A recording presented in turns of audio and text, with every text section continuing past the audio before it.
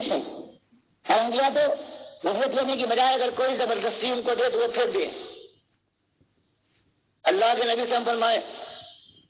روٹی کمانے کا ذریعہ نہ بناؤ اس اپنی علم کو.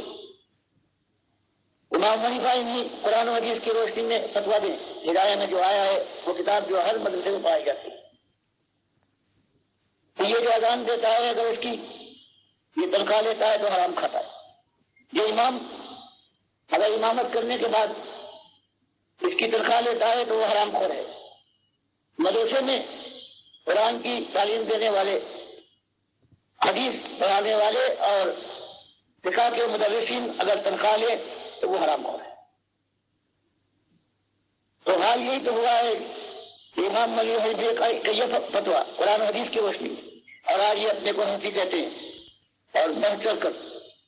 یہ اسی دنیا کے لیے ہر طرح کے تنخواہیں بھی ہیں نذرانے بھی ہیں. فریب کاری کے ساتھ جیسے اللہ نے فرمایا کہ یہود و نصارہ کی بات صرف نہیں ہے بلکہ تمہارے بھی عالم ایسے آئیں گے ان کثیرا من الاحبار والرهبان لیاکلون اموال الناس بالباطل ویصدون عن سبیل اللہ. ہمارا مال بھی تعویذ اور گندوں سے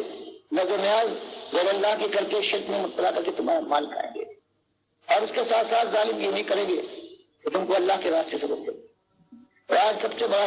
جو فتنہ ہے یہ جو دین بیچا جا رہا ہے ان عالموں نے اور ان محدثین اور شیخ القرآن والوں نے جو دنیا کو کمانے کے لیے یہ دھندا رچایا ہے.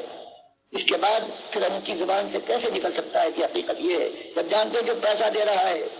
یہ جاروی کرنے والا غیر اللہ کو پکارنے والا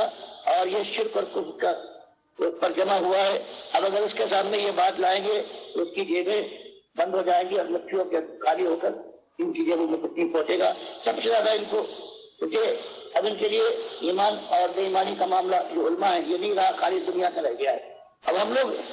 جہاں ان کے عقائد کو قرآن و حدیث اور ان کے طریقے کو قرآن و حدیث کے ذریعے سے بتاتے ہیں کہ اس کے خلاف ہے وہاں جب ہم یہ بتاتے ہیں یہ جو کمائی کر رہے ہیں دین کی یہ حرام ہے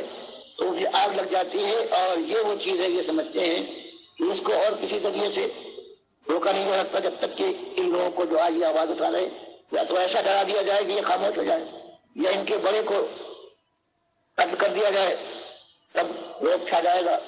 اور ہماری اس کمائی کے اندر کوئی مداخلت نہ کر سکے. یہ مسئلہ ہے سب سے بڑی مخالفت ہو رہی ہے وہ یہ اصلی مسئلہ ہے جس کے اوپر جو علماء ہیں وہ طرح سے لے کر اور کراچی تک